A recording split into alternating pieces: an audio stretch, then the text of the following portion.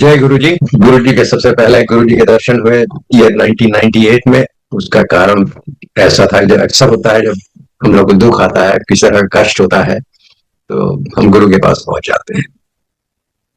Usually खुशी में हम नहीं पहुंचते हैं, हम हमेशा कष्ट ही में पहुंचते हैं, दुखी में पहुंचते हैं। तो हम हमारी जो दूसरी बेटी थी, उसको बहुत सीवियर प्रॉब्लम था अस्थमा का, और उसके अटैक्स जो होते थे बहुत सीरियस होते थे।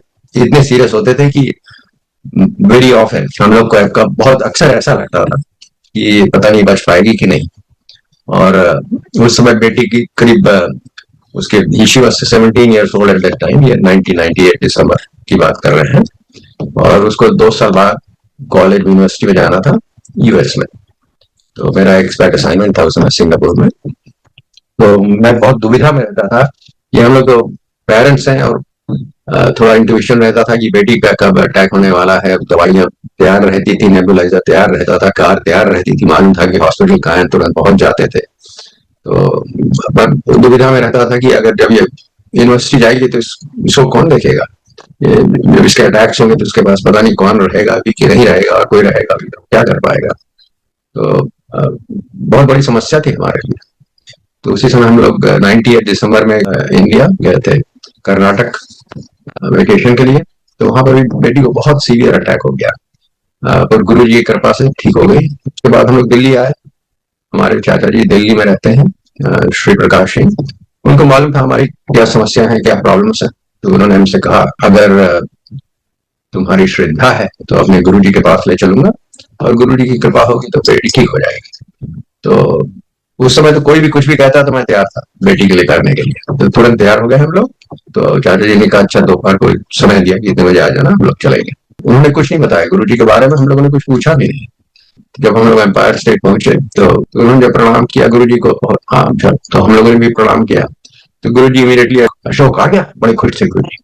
तो मैंने उस समय ये सोचा कि गुरु जी को चाचा ने बता दिया है कि हम लोग आने वाले हैं, पर ऐसा कुछ नहीं था। बाद में पता जैसा मालूम हुआ, वो सर्वज्ञ थे, तो उनको सब कुछ मालूम रहता था, और हम लोग भी उनकी कृपा ही से पहुंचते थे।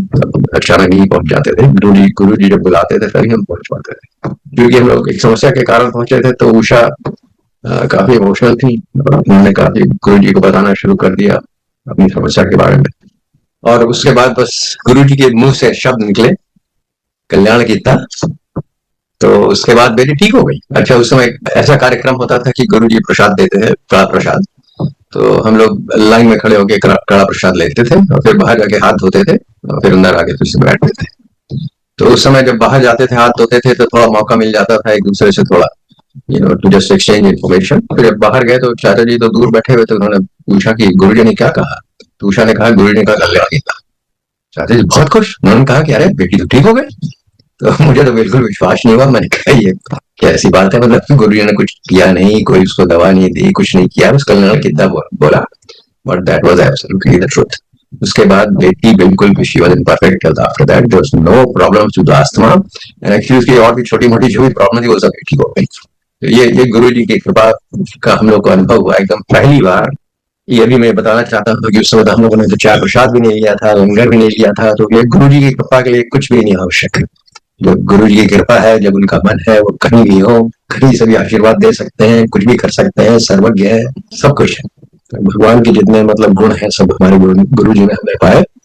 और बस अभी आपको ये भी शेयर करूंगा गुरु जी ने कैसे अपने को एक बार रिवील किया था। पर उसके पहले मैं बता दूं कि तरह तरह के मतलब मिराकल्स होते थे, एक्सपीरियंसेस होते थे, which always had some lesson in them for me. So आपको जैसे 28 दिसंबर को पहली बार पहुंचे थे गुरु जी के पास। फिर वो एम्पायर स्टेट में वो बहुत जो हॉल था, तो बहुत बड़ा नहीं था जितने लोग आते थे, उसके लिए करीब 200 लोग 150 लोग आ जाते थे। तो बड़ी कस के बड़ी आवास पास की जहां भी जिसको जगह मिलती थी बैठ जाता था। वहां पे एक सेवादार भी थे, उनकी भी यही जिम्मेदारी थी कि किसी तरह टाइट फिट करवाओ। तो somehow we just barely we used to manage a place to sit।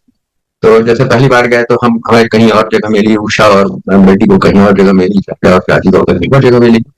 तो पहली पहली पहली बार पहुंचे थे गुरु जी के यहाँ।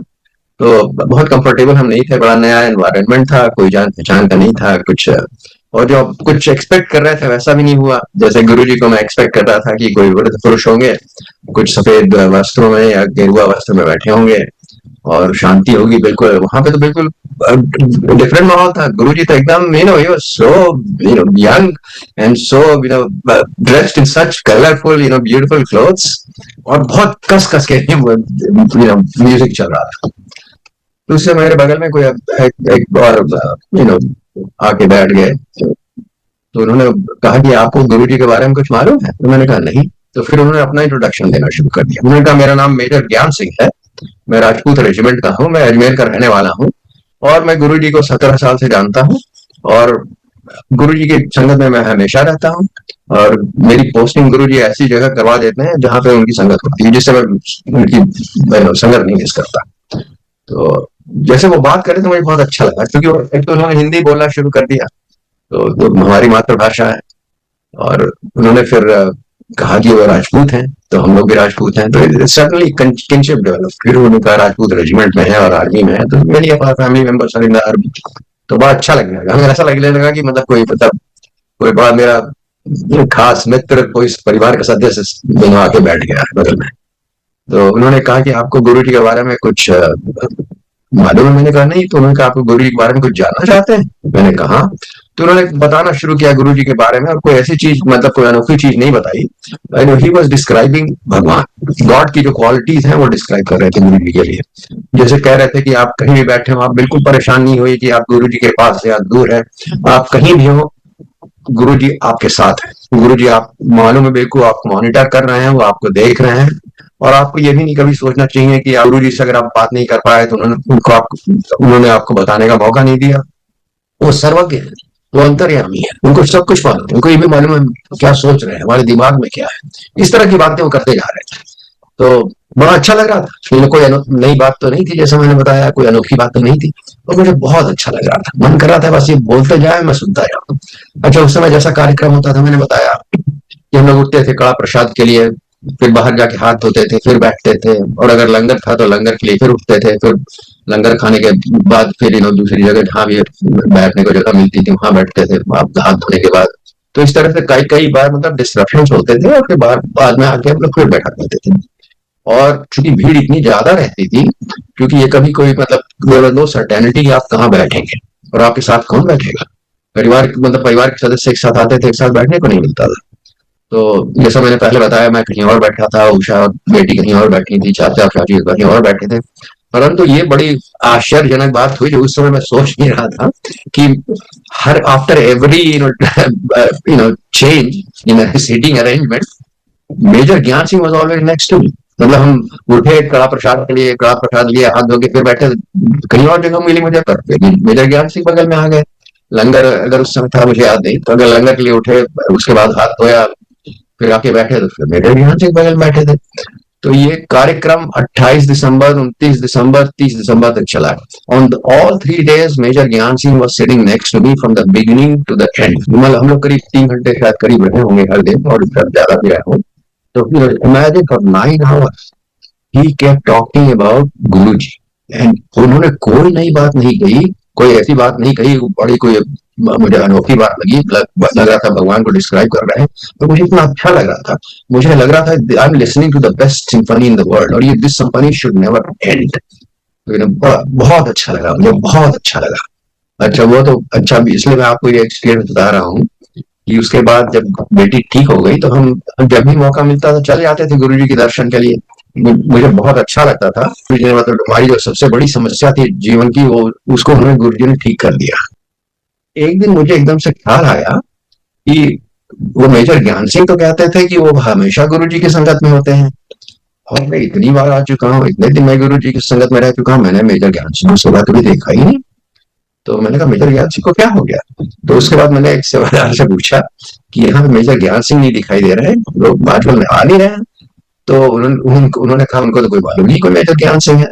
मैंने कहा हो सकता है इनको नहीं मालूम है। तो मैंने दूसरों से, एक और सेवादार थे जो हमेशा वहां रहते थे, उनसे भी पूछा। पहले पहले वाले थे वो भी हमेशा रहते थे, तो दूसरे सेवादार ने बताया कि हाँ मेजर ज्ञान सिंह तो कोई नहीं, उन्होंने भी यही कहा।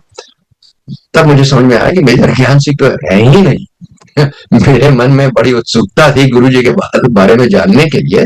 तो गुरु जी ने बेसिकली मेजर ज्ञान सिंह को क्रिएट कर दिया, और जितनी हमारे मन में जितनी मतलब उत्सुकता थी गुरु जी की जानने के लिए, उस सब उत्सुकताओं का गुरु जी ने सब मतलब समाधान कर दिया।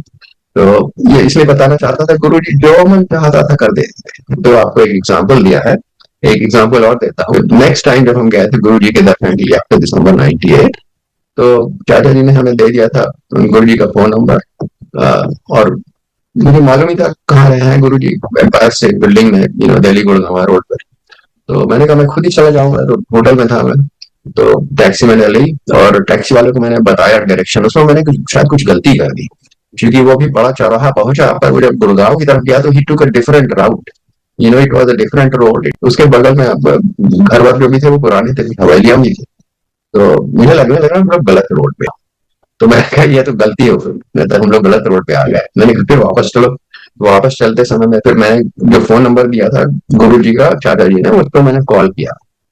तो मैंने बताया जी, इन्होंने फोन उठाया कि हम लोग मतलब वी आर लॉस्ट, हम लोग गलत रोड पे चले गए, तो आप डायरेक्शन दे दीजिए। तो उन्होंने मुझे डायरेक्शन दिया, फिर मैंने ड्राइवर को भी फोन दे दिया, तो ड्राइवर ने भी डायरेक्शन समझ ली। तो उसके बाद हम पहुंच गए एम्पायर स्टेट। तो जब उस दिन जब संगत जब खत्म हुई, मतलब जाने के पहले उन्होंने कहा कि जो सेवादार है जिन्होंने हमारा मुझे डायरेक्शन इतनी अच्छी तरह दी है, तो उनको मतलब एटलीस्ट मैं उनको धन्यवाद तो दे दूं।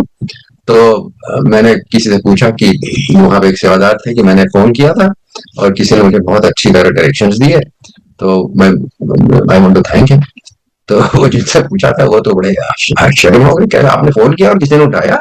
मैंने कहा जी। कहते हैं यहाँ पे तो गुरु जी का इंस्ट्रक्शन है, यहाँ फोन नहीं कोई उठाता, एक बार संगत शुरू शुरू हो जाती है तो हम फोन नहीं उठा सकते। तो मैंने कहा अच्छा, पर मैंने तो किसी से बात करी। तो उन्होंने कहा नहीं नहीं, यहाँ को फोन नहीं उठा सकता मैं। तो मैंने सोचा ये शायद मतलब इनको मतलब गलती से ऐसा बोल रहे हैं, क्योंकि मैंने तो किसी से बात करी। तो कोई और वहां पे सेवादार थे दूसरी तरफ, तो मैंने उनसे पूछा। तो उन्होंने भी मुझे जवाब दिया कि मतलब यहाँ तो हम लोग को मतलब आज्ञा नहीं है कि फोन उठाने की, कोई फोन करता है तो हम नहीं उठा सकते। तो अब देखिए, मैंने फोन किया, किसी ने उठाया नहीं, पर मुझे जहाँ पे पहुंचना था वहां पे पहुंचा दिया। तो देखिए कि फर्स्ट लेसन जो आपने बताया, मैंने बताया मेजर ज्ञान सिंह का, at least that is my lesson the way I understand it, कि अगर आपके मन में कुछ उत्सुकता है गुरु जी को जानने के लिए, और उत्सुकता बहुत इंटेंस है और उसमें कोई सेल्फिश मोटिव नहीं है, तो आपको गुरु जी सब समझा देंगे जो भी आपको जानना है उनके बारे में, या कुछ और भी जानने के लिए। और सेकंड लेसन जो मैंने आपको अभी एक्सपीरियंस बताया, उसमें मेरा मेरा लेसन एटलीस्ट मैंने जिस तरह से मैंने समझा, कि अगर आप गुरु जी तक पहुंचना चाहते हैं तो गुरु जी आपको पहुंचा देंगे। जब भी मैं जाता था तरह तरह की मेराकल देखता था, तो मुझे समझ में आ गया कि गुरु जी कोई साधारण कोई मतलब पुरुष तो नहीं है, कोई सन्यासी योगी तो नहीं है। He is way way way above what we can expect anybody to be. तो मैं उस समय सोचता था कि ये शायद सिद्धि पुरुष है, क्योंकि मैंने सुन रखा था कुछ लोग में सिद्धियां होती हैं, वो बहुत चीजें कर सकते हैं, वो लोगों को ठीक कर सकते हैं। लोग तरह तरह की बीमारियों से आते थे और गुरु जी तुरंत सबको ठीक कर देते थे। गुरु जी सर्वज्ञ भी थे, उनको सब कुछ मालूम था। और उन्होंने हमें भी जिस तरह के एक्सपीरियंस दिए, मुझे भी पता चल गया कि मेरे दिमाग में जो भी है वो गुरु जी को मालूम है। फ्रॉम सम एक्सपीरियंसेस मैंने जो उनको एक्सपीरियंस किया, जैसे उनकी फ्रेग्रेंस थी मुझे आने लगी जगह जगह। तो मुझे ये भी समझ में आ गया कि मतलब ये केवल यहीं पर नहीं है, इनका जहां मन होता है वहां चले जाते हैं, मतलब ये सर्वस्व है। और अगर बाहर है तो अंदर भी है, सर्वव्यापी भी है। और उनके मतलब उनकी दया और करुणा तो अथाह है, तो दया और करुणा के अथाह सागर है। तो these are the four qualities of Bhagwan. मुझे समझ में आने लगा कि तो मतलब हो सकता है सिद्धि पुरुष है, पर इनकी जो क्वालिटीज है वो तो मुझे भगवान ही की तरह लगती है।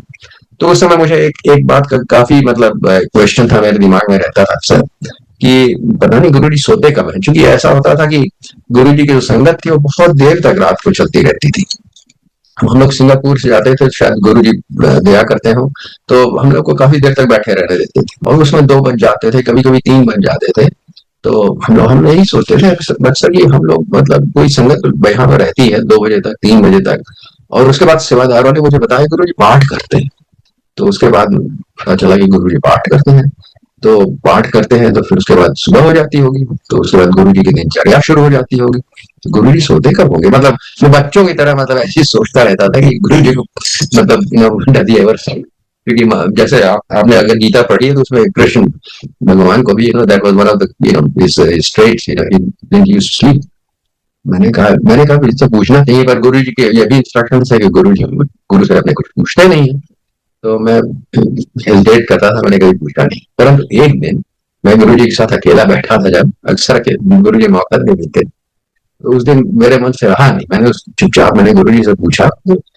अकेला नहीं था, एक और संगत के थे, पर वो काफी दूर बैठे थे। तो एनीवे उस दिन मैंने गुरु जी से पूछा, गुरु जी आप कभी सोते हैं? गुरु जी इतने प्यार से बोले, इतने प्यार से, मैं आपको डिस्क्राइब नहीं कर सकता हूँ कि कितना प्यार था। उस समय मुझे लग रहा था कि मतलब I was in an ocean of love.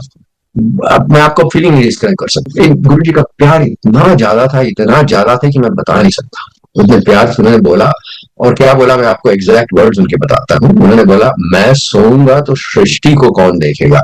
अच्छा, इसलिए मैं बता रहा हूँ कि एग्जैक्ट वर्ड्स क्योंकि मुझे याद है, मुझे इसलिए याद भी है कि गुरु जी हमेशा पंजाबी बोलते थे, और अपनी डुगरी पंजाबी बोलते थे, जो मुझे अक्सर समझ में बिल्कुल नहीं आती थी। और उस दिन गुरु जी ने हिंदी बोली, और बहुत शुद्ध हिंदी बोली। And I still remember those words exactly. गुरु जी ने कहा, मैं सोऊंगा तो सृष्टि को कौन देखेगा। तो गुरु जी ने बताया कि वो कौन है, वो स्वयं शिव जी है। और अगर आपको कोई संदेह है तो आपका संदेह हो सकता है गुरु जी खुद ही दूर कर दे। पर मुझे तो कोई संदेह नहीं था, पर जो भी मुझे सोचता था उसका कॉन्फर्मेशन उस दिन गुरु जी ने दे दी।